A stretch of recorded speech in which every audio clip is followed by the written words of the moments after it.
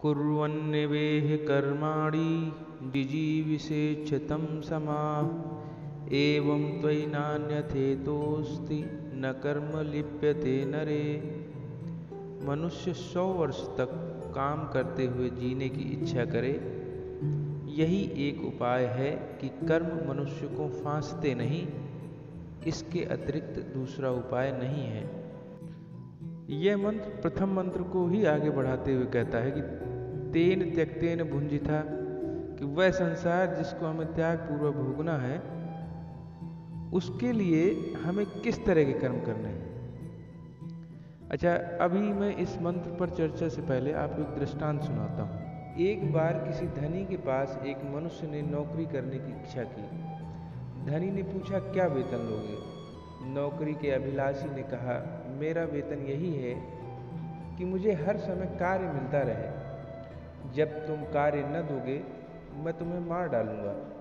धनी ने सोचा, यह तो बहुत अच्छा सेवक है जो वेतन कुछ भी नहीं मांगता, किंतु कार्य करने के लिए सदा उद्यत है और कभी आराम करने का नाम भी नहीं लेता।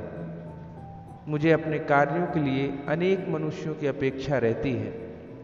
जब कार्य होगा इसी से कराएंगे, शेष को निकाल देंगे। इस प्रकार सोचकर उस धनी ने उसकी शर्त मान ली। नौकर बहुत शीघ्रकारी था। इधर मुख से कार्य का आदेश निकला नहीं कि कार्य पूरा हुआ नहीं। 2 ही दिन में धनी के सब काम समाप्त हो गए। अब उसे चिंता हुई कि यदि इसे कार्य नहीं दिया तो वह अवश्य मार डालेगा। यदि कार्य दें तो इतना कार्य कहाँ से लाएं? इस चिंता ने धनी के चित्त को सर्वथा व्याकुल कर दिया। खान पान सब नीरस हो गया।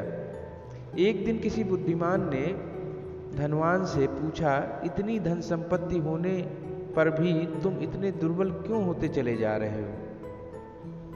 धनी ने सारी कथा कह सुनाई। बुद्धिमान ने कहा, तुम इसे केवल अपने ही कर्मों पर क्यों सीमित रखते हो? इसे मोहल्ला वालों, नगर वालों के कार्य करने के लिए क्यों नहीं कहते? यदि इन सब को भी कर दे तो सब मनुष्यों की भलाई के कार्यों पर लगाओ। यदि इससे भी निपट जाए तो प्राणी मात्र की सेवा का कार्य इससे लो। यह अनंत कार्य इससे सारे जीवन में भी समाप्त न हो सकेगा और तुम इसके हाथों से बचे रहोगे। यही अवस्था मनुष्य के मन की है। जिस समय इसे शुभ कर्मों से अवकाश मिलेगा उस समय मनुष्य नाशकारी कर्मों में लग जाएगा। अब हम मंत्र पर आते हैं। मंत्र की प्रथम एवं द्वितीय पंक्तियों में विरोधाभास प्रतीत होता है। प्रथम पंक्ति कहती है 100 वर्षों तक कर्म करते हुए जीना है, और दूसरी पंक्ति कहती है इसके अतिरिक्त कोई दूसरा उपाय नहीं है कर्म की लिप्यता से बचने का। मतलब कर्म हमें न फंसाए, इसके लिए हमें 100 वर्षों तक कर्म करने चाहिए। अब प्रश्न यह है कि जब हम स्वयं ही 100 वर्ष कर्म करने की बात कह रहे हैं, फिर कर्मों की लिप्यता से बचने का क्या अर्थ है? मंत्र तो यह खुद ही कह रहा है कि 100 वर्षों तक कर्मों में फंसे रहो।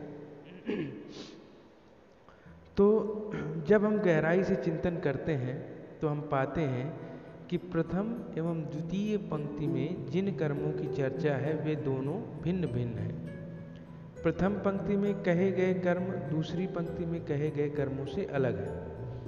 अब प्रश्न है कि वह कौन से कर्म हैं जिनको करते हुए हमें 100 वर्षों तक जीने की इच्छा रखना है, और वह कौन से कर्म हैं जिनसे हमें दूर रहना है, क्योंकि वह कर्म हमें फंसा लेते हैं और बार बार जन्म मरण के बंधन में डाल देते हैं। आइए अब हम उन कर्मों की चर्चा करते हैं जो हमें फंसाते नहीं हैं। जो कर्म हम अपने उद्देश्य प्राप्ति के लिए करते हैं वह निष्काम कर्म कहलाते हैं, और उद्देश्य प्राप्ति के बाद हमसे छूट जाते हैं। अब इसमें यह प्रश्न उठता है कि क्या हर उद्देश्य प्राप्ति के लिए किए गए कर्म को निष्काम कर्म कहेंगे? इस प्रकार तो चोरी करने के उद्देश्य से किया गया कर्म भी निष्काम कर्म है। आइए इस संशय को स्पष्ट करते हैं। उपनिषदों में दिए गए समस्त उपदेश मनुष्यों के लिए हैं। और मनुष्य का एक ही उद्देश्य है, वह है आनंद की प्राप्ति हेतु ईश्वर साक्षात्कार। और जीवन के अन्य उद्देश्य इस अंतिम उद्देश्य की प्राप्ति हेतु ही हैं। तो ईश्वर प्राप्ति के लिए किए गए कर्म ही निष्काम कर्म कहलाते हैं। इसको एक उदाहरण से समझते हैं। मान लीजिए हमें नागपुर से कानपुर जाना है।